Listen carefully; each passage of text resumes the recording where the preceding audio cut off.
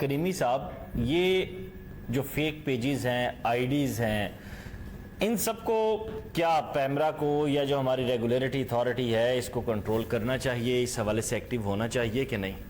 سب سے پہلے تو آقا علیہ الصلوۃ والسلام کی اس حدیث کے مطابق ریاست ذمہ دار ہے۔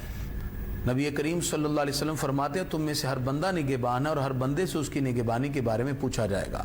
تو ریاست کی یہ ذمہ داری ہے کہ وہ کچھ ایسا پروگرام ضرور بنائے جس کی وجہ سے یہ جتنے بھی معاملات سوشل میڈیا پہ پھیل رہے ہیں، انارکی بڑھ رہی ہے، انتشار کی کیفیات ہیں، ایک دوسرے پہ الزامات اور جھوٹ کے پلندے تیار کیے جاتے ہیں۔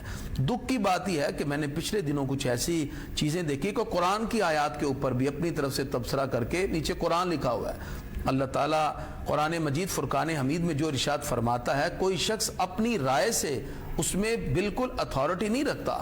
نبی کریم صلی اللہ علیہ وسلم فرماتے ہیں من قالا فی القرآن برائیہ، جس نے قرآن میں اپنی رائے سے بات کی فاصابہ، پھر ٹھیک بھی گئی، سرکار فرماتے ہیں فقد اخطا، اس نے بالکل خطا کی۔ اور دوسرے مقام پہ فرمایا من قالا فی القرآن برائیہ فلیتبوأ مقعدہ من النار، جو قرآن میں اپنی رائے قائم کرتا ہے اس کو چاہیے کہ وہ اپنا ٹھکانہ جہنم میں بنائے۔ پہلے ایک دور تھا، کسی شیخ صاحب کو خواب آتا تھا، پھر اس کی فوٹو کاپی تقسیم کرنے کے لیے لوگوں کو یہ کہا جاتا تھا کہ آپ فوٹو کاپی تقسیم کریں۔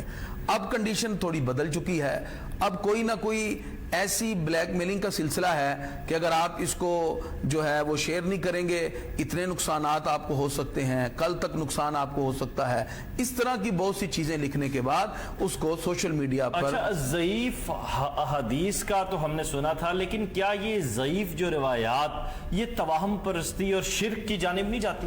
ضعیف تو دور کی بات، تو موضوع روایات ہیں، تو گھڑی ہوئی باتیں ہیں۔ ضعیف تو حدیث ہے نا، حدیث کا وہ تو ہم نبی کریم صلی اللہ علیہ وسلم کے فرمان کو تو کسی اعتبار سے غلط نہیں کہیں گے۔ اگر حدیث ہے وہ ضعف کا درجہ بھی رکھے پھر بھی اس کو اپنایا جاتا ہے، کیونکہ اس کی سند میں ضعف آیا ہے، متن تو سرکار کا فرمان ہے۔ یہ ساری موضوعات ہیں، گھڑی ہوئی باتیں ہیں، ٹھیک ہے، ان کو ضعیف نہیں، ہم ان کو موضوع روایات